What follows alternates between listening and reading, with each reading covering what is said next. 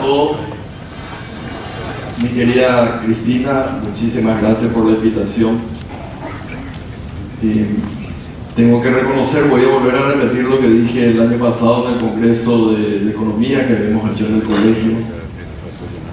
Siempre es fácil tener las puertas abiertas cuando la persona es ministro de Economía o la persona es presidente del Banco Central. Pero la gran virtud de la querida Cristina fue que ella nos abrió las puertas del Colegio de Economía cuando estábamos en la llanura, cuando no nos daban oportunidades de dar nuestra visión de lo que era la economía paraguaya, cuando queríamos contribuir al debate público de manera respetuosa. Y uno de los pocos lugares que siempre estuvieron abiertas las puertas, Cristina, fue el Colegio de Economía, así que me es imposible realmente faltar a un evento que está organizando el querido Colegio de Graduados. Así que muchísimas gracias.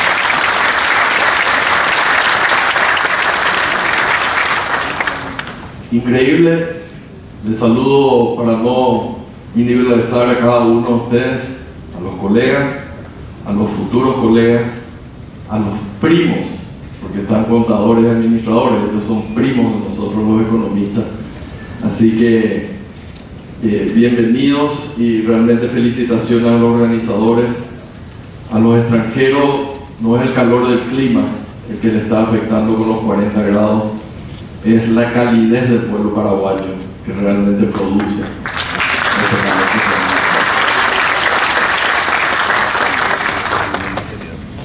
Hay una larga lista de temas que hoy van a tratar, ¿verdad? Hay gente mucho más capacitada que yo para tratar algunos temas como la parte de tecnología. Ya me olvidé todo lo que es política monetaria, ¿verdad? Que trabajo con Dionisio para la parte fiscal. Y me costaba pensar, bueno, a ver un poco qué puedo presentar el día de hoy. Y me puse a pensar con el equipo, bueno, vamos a tratar de hacer algo interesante y algo que sea de actualidad. Y probablemente la mayoría de ustedes saben lo que pasó la semana pasada, cuando en Nueva York nosotros llegamos a tener una operación muy exitosa para la colocación de los bonos soberanos, tanto en dólares como en guaraníes, en una plaza internacional. Y entonces discutimos y dijimos, pero no se sabe mucho de esta operativa, no se sabe mucho de los detalles. La gente solamente ve muchas veces el resultado final, que es la colocación, pero detrás de eso hay muchísimo trabajo. Y hay reuniones con mucha gente, son más de 9 o 10 reuniones por día. A veces en cada una de las reuniones son reuniones virtuales, de tal manera que haya más gente. Entonces uno en un plazo de una semana o un poco más termina reuniéndose con 30, 40 inversionistas internacionales, que son lo que llamamos inversionistas anclas. Tipo, si fulano compra, entonces yo también estoy dispuesto a comprar. Entonces es clave saber con quiénes uno se tiene que reunir y a quiénes uno tiene que convencer. Y entonces tengo una presentación que está en inglés, no por una cuestión de arrogancia, sino porque simplemente quise mostrarles la respuesta a una pregunta que tal vez muchos de ustedes se hagan. ¿Qué pistolas se van a decir de los tipos en Nueva York? Y que pistolas es básicamente cómo le convencemos a los inversionistas, qué le mostramos. Porque si bien mucha gente ahora ya conoce lo que es la economía paraguaya, qué está haciendo y demás, cuando es momento de dar la billetera y darle plata a alguien, y algunos dan montos siderales porque son 30 millones de dólares, 100 millones de dólares, 75 millones de dólares, esas son las posturas que tienen algunos inversionistas por nuestros bonos. Entonces, uno tiene que hacer un esfuerzo extra para convencerlo totalmente de que Paraguay realmente es una buena apuesta, una buena inversión, para no llamarlo apuesta, porque eso sería algo de entrar en un casino. Y si bien voy a tener cuidado para lo que digo, y espero que no me distorsionen, en el sentido de que digan que le estamos endeudando a los en las generaciones futuras. Si uno se pone a pensar esos bonos de 30 años que colocamos nosotros,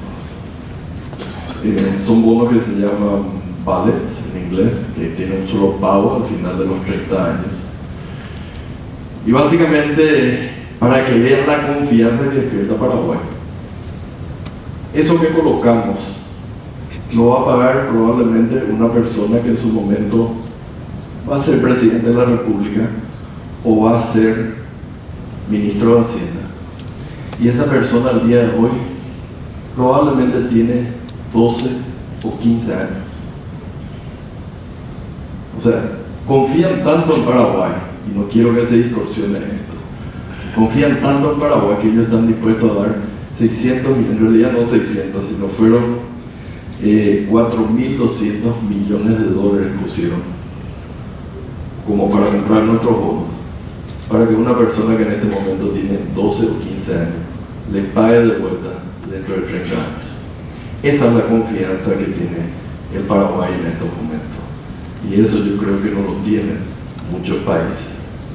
Entonces, quiero empezar a mostrarles lo que ha sido. Esta presentación es exactamente la misma que la hacemos a los inversionistas. Probablemente ustedes van a saber mucho de esto, pero yo les quiero dar una ilustración de qué es lo que le mostramos a ellos, como para convencerles finalmente a comprar bonos que son en guaraníes, ¿verdad? O en dólares de 30 años, guaraníes en 10. Es increíble el grado de confianza que ya despierta Paraguay en estos momentos. Siempre empezamos mostrando algunas de las cuestiones que son más resaltantes de la economía paraguaya, que son algunas de estas acá. Paraguay es un país que tiene una economía muy resiliente, que se está diversificando, una política macro que tiene sus pilares fundamentales en la política monetaria y fiscal, un tipo de cambio flexible, porque a ellos les preocupa el tipo de cambio flexible, cuál es la historia con el tipo de cambio flexible, porque le interesa a ellos el retorno en dólares. A ellos no les interesa el retorno en guaraníes, ellos convierten los dólares en guaraníes y después los revierten cuando vencen estos bonos. Por eso para ellos es importante la política cambiaria, que no haya sorpresas devaluatorias que terminen perdiendo finalmente en términos de dólares, y le interesa el mediano plazo, porque estar en el presente bien no es garantía de que a futuro uno va a estar bien. ¿Qué estamos haciendo para que a futuro estamos bien?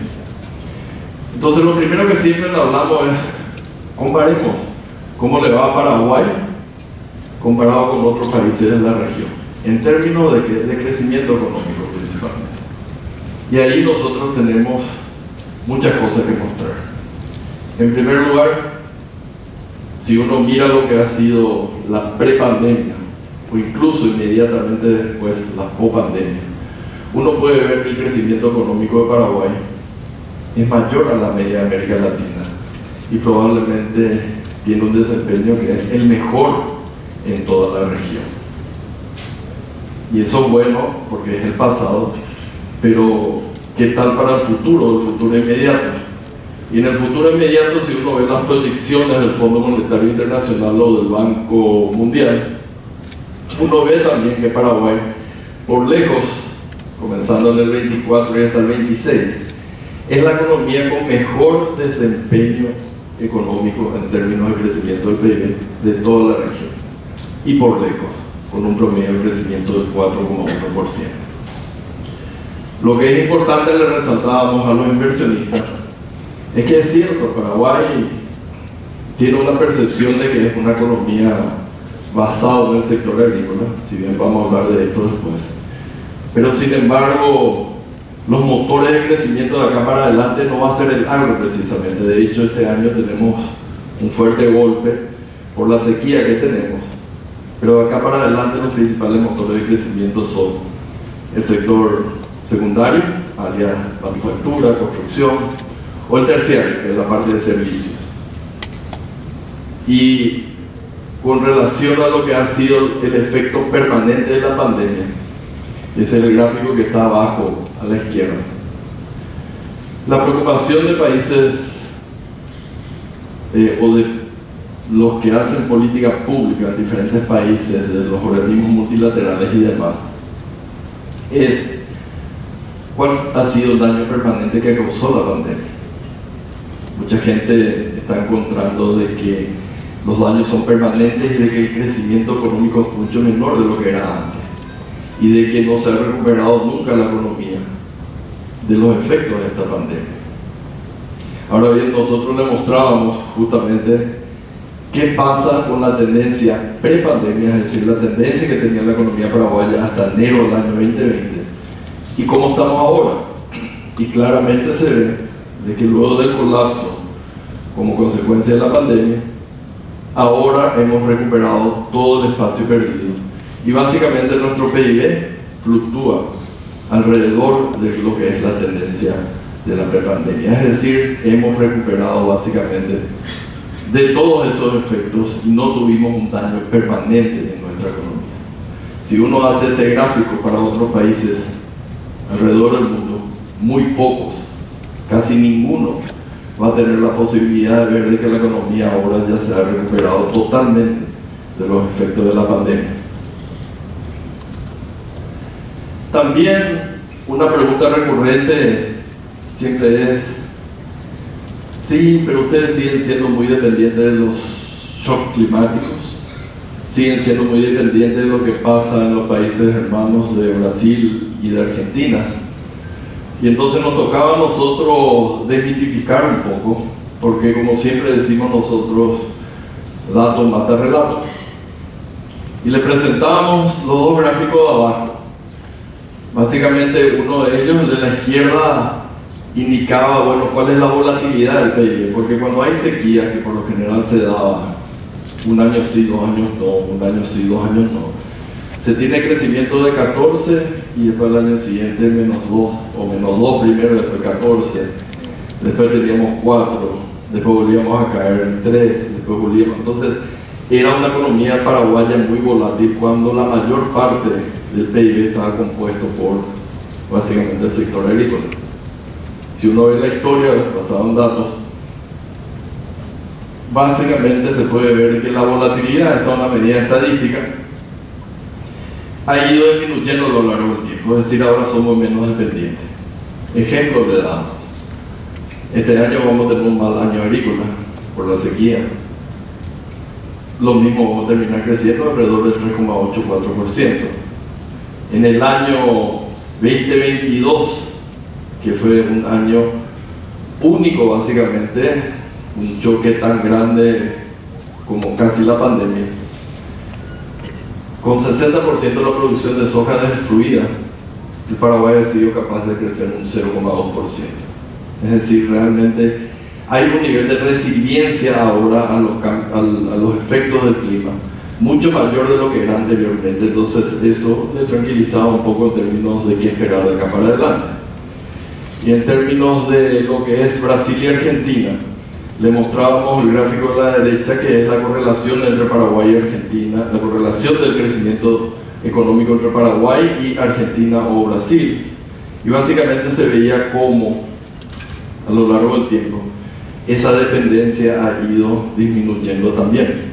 De hecho, independientemente de cuál es el ciclo económico en Brasil o en Argentina, el Paraguay ha sido capaz de crecer un 4%, mismo que ambos países presenten el peor desempeño en décadas, en años recientes. Este es algo que le gustó mucho a él, la diversificación de la economía. Uno puede ver la composición del PIB y cómo el PIB se ha ido mutando, cambiando a lo largo del tiempo. Y el porcentaje explicado por lo que es el sector primario ha ido cayendo a lo largo del tiempo, mientras que manufactura y servicios ha ido aumentando. Y servicios es importante porque es un indicador indirecto de lo que es el resultado de la disminución de la pobreza y por tanto la creación de una clase media que demanda más y más servicios. Básicamente una forma indirecta de ver este avance social que se tiene y chequear la consistencia que tenemos de diferentes fuentes para ver que realmente existen avances sociales acá en el Paraguay en los últimos años. Y en el sector manufactura resaltamos algo que nos permite una institución que muchas veces es criticada, que se llama Mercosur. Porque gracias al sector de maquila, que ahora representa 1.000 millones por año o 1.100, el Paraguay ha ido sofisticando su producción y metiendo mucho más valor agregado a lo que es básicamente su exportación, que no son materias primas solamente, sino autopartes, textiles, zapatos, farmacéuticos o plásticos. Todo eso se está produciendo en este momento en Paraguay, gracias al régimen de maquila, que creció más de 7 veces en los últimos años y cuyo mayor mercado es Brasil. Y ahí me preguntaban inmediatamente, sí, pero Brasil si no crece, no importa. Brasil puede no crecer, pero todavía va a demandar 2 millones o 3 millones de autos por año, y por tanto tenemos que seguir proveyendo cableado para 2 millones o 3 millones de autos por año. Entonces no es una cuestión del crecimiento, que es algo marginal, sino de acceso al mercado, y el acceso al mercado es lo que nos permite el Mercosur en estos momentos. Itaipú, algo muy importante y que nos permite realmente enlazar más las relaciones que tenemos con nuestro principal socio comercial, que es Brasil. Se ha llegado a un acuerdo para los próximos 3 años de una tarifa que básicamente implica para ambos lados alrededor de 1.200 millones de dólares, de los cuales 650 o la mitad va más o menos al presupuesto, la otra mitad queda, se llaman gastos sociales, pero en realidad son importantes proyectos de infraestructura en el caso del Paraguay. Itaipú es algo que nos permite a nosotros decirle, nosotros somos el mayor productor de energía sostenible en el mundo, el número 1. Podemos decir de que Paraguay es verde, porque mientras otra gente habla y quiere llegar a ciertos límites o ciertos objetivos, Paraguay, el 100% de esta energía que estamos disfrutando acá en este calor que tenemos, está generado por medios limpios, renovables, y eso es algo que no tiene ningún país del mundo. Paraguay está no en el 2025, sino está en el 2050, porque para el 2050 está el objetivo de alcanzar 100% de la generación de energía a través de medios limpios y renovables, cosa que ya lo tenemos nosotros ahora. Itaipú, con esta negociación que tuvimos, básicamente va a implicar una buena cantidad de recursos, de tal manera a que ese crecimiento que estamos teniendo nosotros tengamos finalmente también complementado con lo de infraestructuras que tenemos. Básicamente les decía, Paraguay tiene un enorme potencial. Paraguay, si uno mira los números, uno puede ver que a pesar de ser pequeño, chico, mediterráneo, estamos en el top 10 de mucha de la producción de la exportación de productos, sea energía, maíz, soja, etc. Pero nosotros como paraguayos reconocemos algo muy importante, de que tenemos mucho potencial, pero para alcanzar este potencial necesitamos de algo básico y que no nos ocurra con otros países que tienen un enorme potencial pero no alcanzan ese potencial. ¿Por qué? Porque no tienen eso básico. ¿Y qué es lo básico? La estabilidad macroeconómica, que es lo que permite que el sector privado finalmente sea el que produzca y que nos permita ubicarnos a todos en los 10 mejores lugares de producción o exportación. Y ahí tenemos 2 patas principales: la política fiscal y la política monetaria. La política fiscal, algo que para nosotros es fundamental, y de nuevo no me voy a cansar de agradecer el apoyo del Congreso, que siempre nos ha apoyado en términos de tener un presupuesto razonable, en términos de dejarnos tener nuestro plan de convergencia fiscal para el año 2026, y también el apoyo que nos está dando en todas las reformas que estamos presentando. Y con respecto a la política fiscal, creo que todos somos conscientes de que con lo que pasó en la pandemia hubo un relajo de las condiciones fiscales en todo el mundo. que llevó a déficit muy por encima de lo usual, y por tanto el déficit es exactamente igual a endeudamiento y por tanto niveles mayores de endeudamiento. Paraguay no ha sido excepción. En el año 2020 se llegó a un déficit fiscal de 6,1, explicado o justificado de cierta manera por lo que se llama una política contracíclica. Pero 5 años después no podemos seguir con la misma historia. 5 años después, como vimos anteriormente, Paraguay ya se recuperó totalmente de los efectos de la pandemia. Y yo creo que la mayoría de los países ya se recuperó, no totalmente, pero se recuperó hasta donde se puede recuperar de los efectos de la pandemia, y por tanto es tiempo de normalizar las políticas. Normalizar la política, que es converger a niveles más razonables de déficit, y eso es lo que estamos haciendo con el plan que lanzamos en el año 2023, que terminamos con un déficit de 4,1. El año pasado terminamos con un déficit de 2,6 y este año se ha aprobado, con el apoyo del Congreso, un presupuesto para el año 2025 que implica un déficit de 1,9%, muy cerca ya del objetivo final, que es normalizar al límite establecido en la Ley de Responsabilidad Fiscal.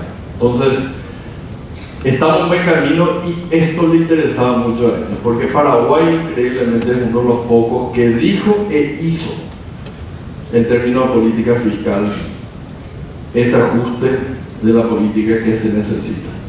Tenemos un plan y ese plan se está cumpliendo.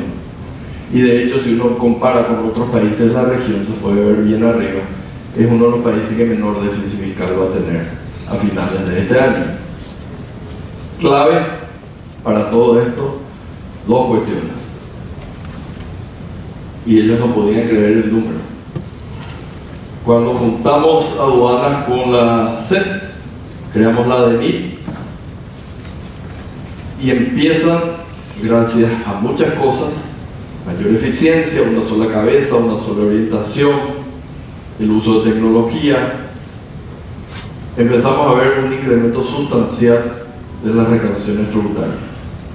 De hecho, lo que se llama presión tributaria, que es el total de impuestos sobre el PIB, sube de poco más del 10% a alrededor del 11,5% el año pasado. Y ahí me preguntaba, ¿y cuál impuesto aumentaste? No, nosotros no aumentamos ninguna tasa impositiva. Acá es el buen trabajo que se ha hecho por parte de la DENIT y sus funcionarios, que ha permitido esta mayor eficiencia gracias al trabajo conjunto de las dos entidades recaudadoras, sin tocar una sola tasa impositiva. No subimos esa tasa impositiva, pero tenemos mayor recaudación gracias al buen trabajo que se está haciendo. Y eso se observa en la cantidad de gente que está pagando impuestos actualmente. Ampliamos la base tributaria, como dicen, no salimos a cazar en el zoológico, sino vimos que había mucha gente de que realmente no estaba pagando y se está recaudando mucho más. Terminamos ayer, creo que salieron los números, incremento de 12% en términos interanuales en el mes de febrero. Eso 9% había sido en el mes de enero. Ambos, otra vez, un poco por encima de lo establecido incluso en el presupuesto general de gasto de la Nación para este año. Y la otra pata importante es el mejoramiento de la calidad del gasto, aunque muchas veces no se quiera reconocer. Pero le voy a dar algunos indicadores del mejoramiento de la calidad del gasto. Cuando asume el presidente Peña, define 4 sectores que van a ser fundamentales: salud, educación, seguridad y la parte de preferencias sociales o gastos sociales. Y si uno mira qué pasó en el año 2024 en términos de gastos acumulados, se ve arriba. Se ve que todos estos sectores son los que han incrementado sus gastos en el año 2024. ¿Y qué pasó con los sectores no prioritarios? O sea, no que nos tengan importancia, pero son menos prioritarios que los otros. Básicamente han tenido una caída de casi el 3% en los gastos el año pasado. Es decir, acá se enfatizaban algunos sectores y a esos sectores se le están dando los mayores recursos que estamos recaudando a través de la DENIT. Otro indicador que creo que le va a ser muy difícil al que algunos creen de que es solamente por una mayor recaudación tributaria, es el porcentaje de impuestos que estamos utilizando para pago de salarios. Eso llegó a estar en un determinado momento casi el 77%. En algún año, en el pasado, 77% de la recaudación tributaria iba para el pago de salarios. En años recientes estaba alrededor del 65%. El año pasado cerramos en 56.7%. Es decir, menores gastos en salario de los impuestos que pagamos todos nosotros implica mayores recursos de repente para otro tipo de gastos, como pueden ser medicamentos, como pueden ser la construcción de infraestructura, etc. ¿Falta medicamentos? Claro que falta, pero le estamos dando más porque estamos ahorrando de los impuestos para no pagar tanto en salarios y darle más a la gente en otro tipo de necesidades que tiene. ¿Se van a crear más puestos de trabajo a lo largo del tiempo? Sí. ¿Por qué? Porque hay lugares donde hay mucha gente y hay lugares donde hay poca gente relativamente en el sector público. Y como definimos 4, digamos, sectores fundamentales, el presupuesto de gasto del año 2025 refleja exactamente eso. 12.000 nuevos puestos de trabajo, de los cuales 10.000, por ejemplo, es para seguridad y 1.500 casi para la parte de salud, es decir, más policías, más médicos. Nosotros no podemos reducir ni el porcentaje de impuestos que va para salario a cero, ni tampoco dejar de incorporar gente, pero tenemos que mejorar la calidad asignando mayores posiciones a los sectores que son prioritarios, que son los 4 que había mencionado anteriormente.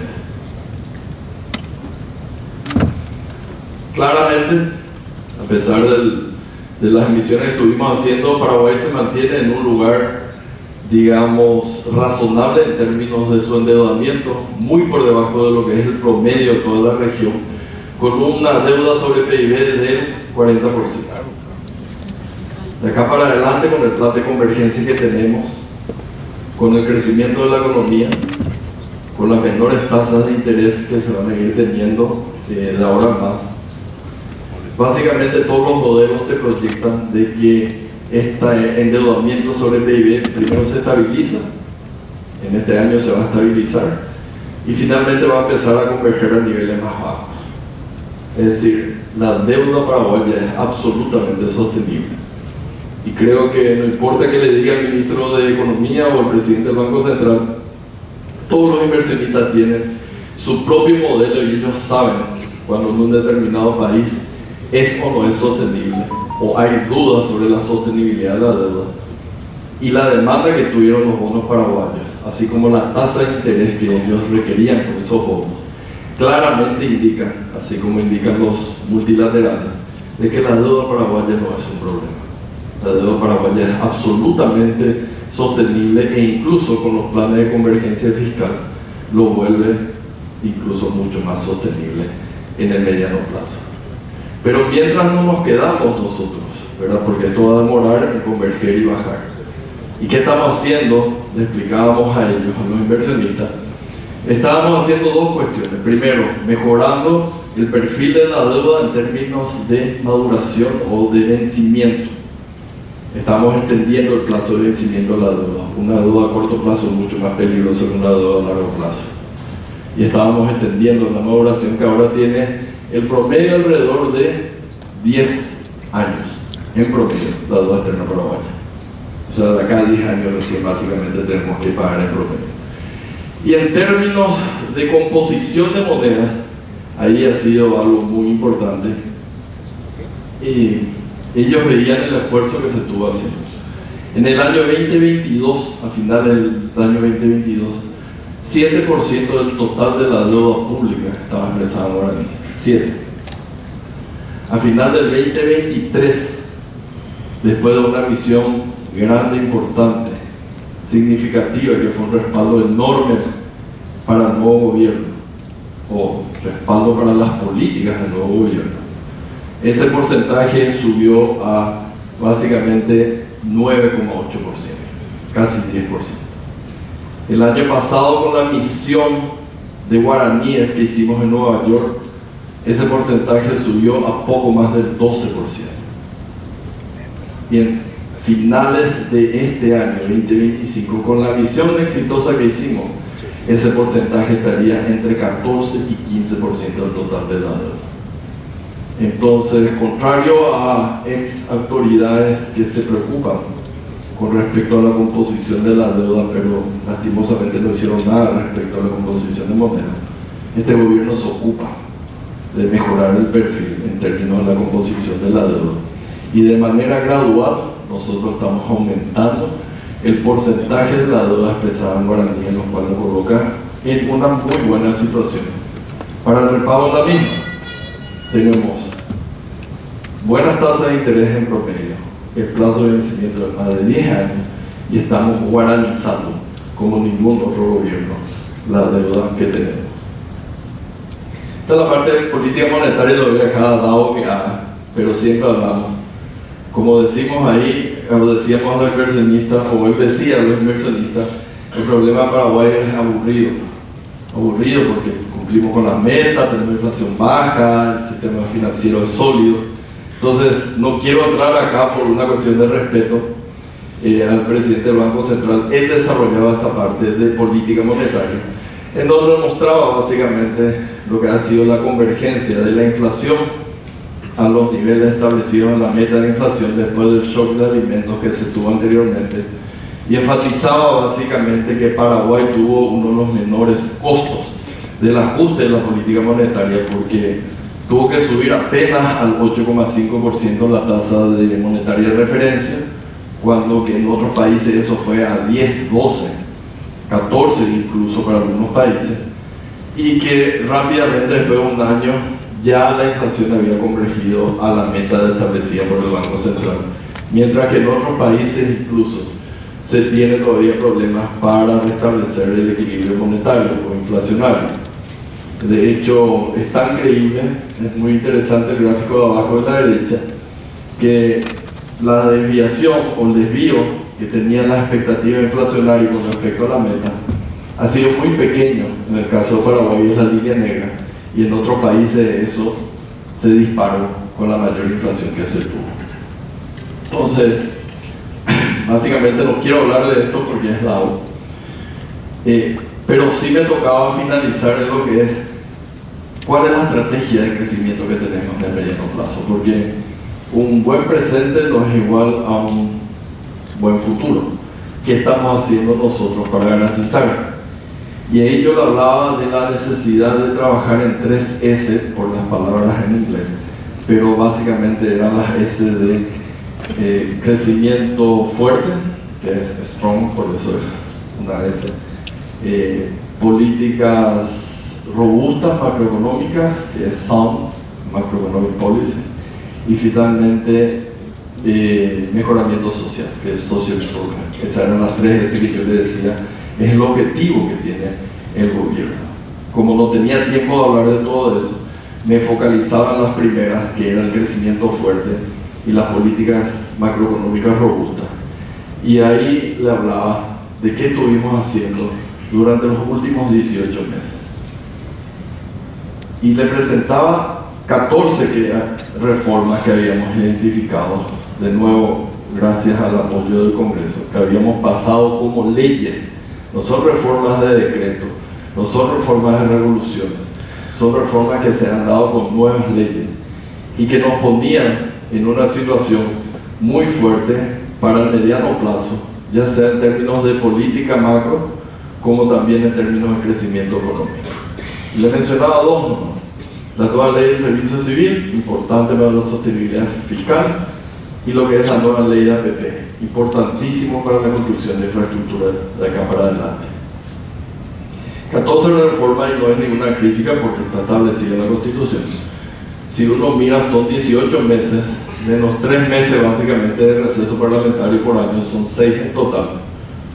Eso da un total de 12 meses de trabajo realmente de sesión del Congreso, y ahí se pasaron 14 leyes de implicancia económica. Después hay otras leyes que se pasaron que no tienen tanta implicancia económica. Es decir, la productividad de la elaboración de leyes es increíble y creo que no existe gobierno que haya tenido, gracias al apoyo del Congreso de nuevo, tanto efecto. Y de acá para adelante, les decía, vamos a seguir, porque creo que hay cosas que tenemos que mejorar, el mercado de valores, la nueva ley de seguros, tenemos que empezar a hablar de la caja fiscal, son cuestiones que tenemos que seguir metiéndolas este año, con mucho diálogo por las partes afectadas, pero son reformas que tenemos que hacer para mejorar la perspectiva de crecimiento y también la estabilidad fiscal. Hablamos de infraestructura porque es importante, un país que crece necesita más infraestructura y uno ve los números del presupuesto y de lo que era antes menos del 2% del PIB, ahora ya está en un 3% del PIB en promedio. Pero es imposible de que toda la infraestructura que el país necesita se financie con el presupuesto. Necesitamos nuevas fuentes de financiamiento. Por eso es que ha sido, por ejemplo, importante el acuerdo que tuvimos con Itaipú. Esa es una fuente de financiamiento para mucha infraestructura que se va a hacer este año. Por eso ha sido importante la ley de APP o la ley llave en mano, porque ya tenemos proyectos, la ley de APP, tenemos Ruta 1, pronto vamos a tener probablemente Ruta 6, pronto vamos a tener el anexo a la Ruta 2 que va a permitir mejorar lo que es el tramo Luque-Pacaraí o Luque-San Bernardino, Ruta 2. Entonces necesitamos de la ley de APP para seguir mejorando la infraestructura del país.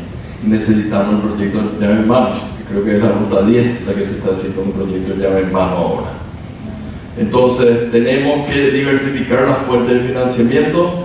A ellos les interesaba porque también quieren invertir no solamente en bonos del Tesoro, sino también en financiamiento del sector privado para esta obra de infraestructura. Por eso este slide era importante para ellos. Ellos tienen apetito Paraguay, como se dice, y el gobierno no puede salir a emitir como loco, tiene unas restricciones.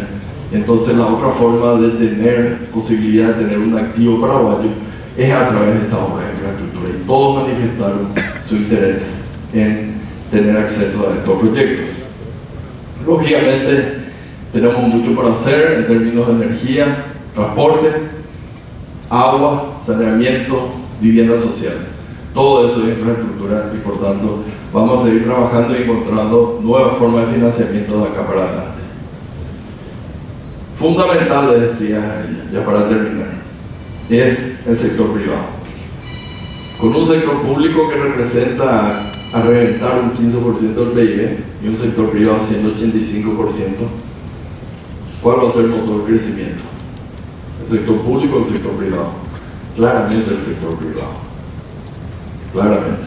Entonces, el sector privado, con reglas claras, transparentes, va a ser el principal generador del crecimiento económico y generador del empleo, de acá para adelante. Se tiene un muy buen diálogo. Lo que es importante, hay anuncios de inversión de más del 10% del PIB. Y una cuestión que tenemos que ser realistas, no esperen de que van a venir 4 para hacer en un año. Para hacerlo un caso excepcional de 4.000 millones de dólares. Pero la mayor parte de estas inversiones, así como es en el régimen de Maquila, son inversiones mucho más pequeñas, 10, 20 millones de dólares. No es la gran fábrica y no tenemos luego que buscar la gran fábrica. Tenemos que buscar la fábrica que demande mucha mano de obra. Por ejemplo, todo lo que es Maquila de servicios, ¿cuánto te sale una sala con internet que tenga el atendimiento a cierta compañía del exterior? 3 millones de dólares en reventar, 4. Y con eso estamos creando 200 o 400 puestos de trabajo. Entonces, seamos conscientes de qué tipo de inversión queremos. No queremos el Río Tinto, que era una turbina y algo de Itaipú que creaba 100 puestos de trabajo. Necesitamos básicamente mucho más de este tipo de inversiones que tal vez no sean enormes, pero nos permitan dos cosas: generar puestos de trabajo y diversificar la economía, porque ustedes pueden ver acá que la mayor parte de estos anuncios de inversión son de sectores que no son precisamente el sector agrícola ganadero. Y muchos de estos ya se están materializando. Pero una inversión de 4.000 millones como para hacerlo, no es fácil hacerlo ni para Paraguay, ni para Brasil, ni para Estados Unidos. Pero están avanzando porque, por ejemplo, esta semana o la semana anterior, Atom anuncia de que ya ha recogido más de 115 millones de dólares para su capital. O sea, se va avanzando para la materialización de estas inversiones, las cuales, como dije, van a ser importantes de acá para adelante. Finalmente, el año pasado, Paraguay consiguió un hito histórico, grado de inversión. El grado de inversión lo posicionó muy, pero muy bien a nivel internacional. Yo no entendía acá algunos que querían discutir si nos éramos o no, porque nos dio una agencia y la otra dos no nos dieron, y vino la revisión y no nos dieron. En términos prácticos, Paraguay es grado de inversión para el mercado.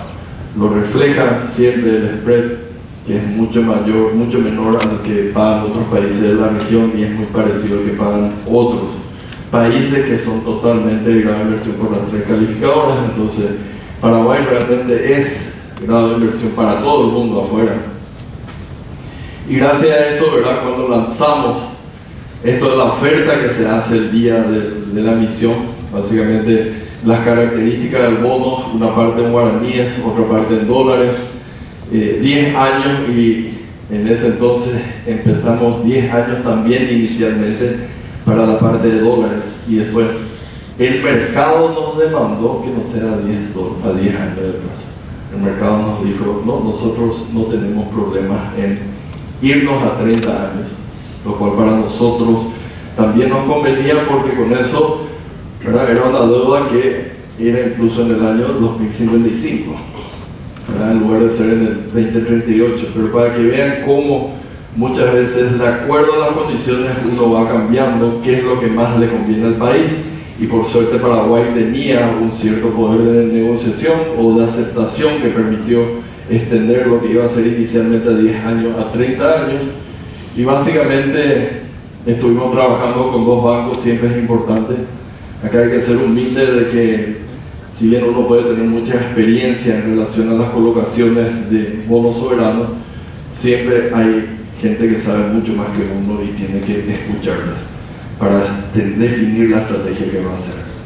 Resultado final: tasa de interés de 8,5 y 6,65.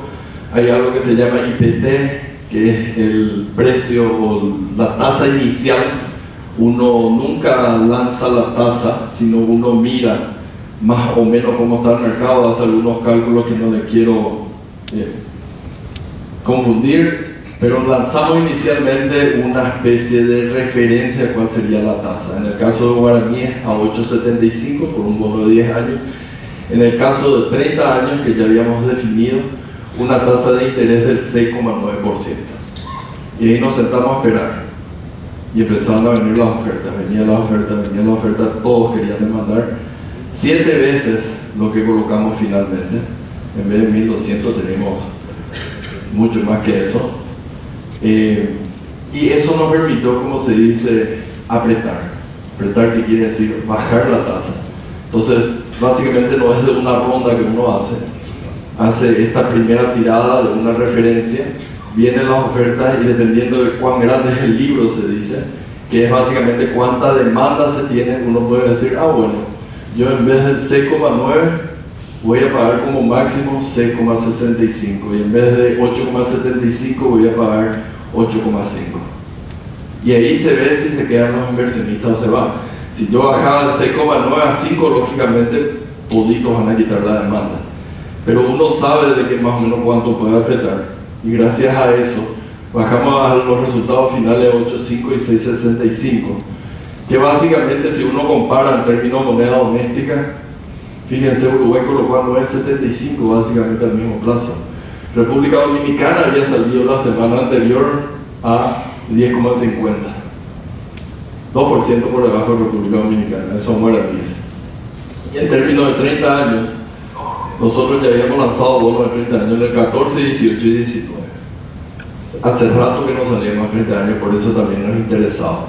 Y básicamente el spread, que es diferencial con bonos del Tesoro, cambió de lo que eran inicialmente 281, o sea 2,81 más que el bono del Tesoro, apenas a 200 más, o 2% más que el bono del Tesoro.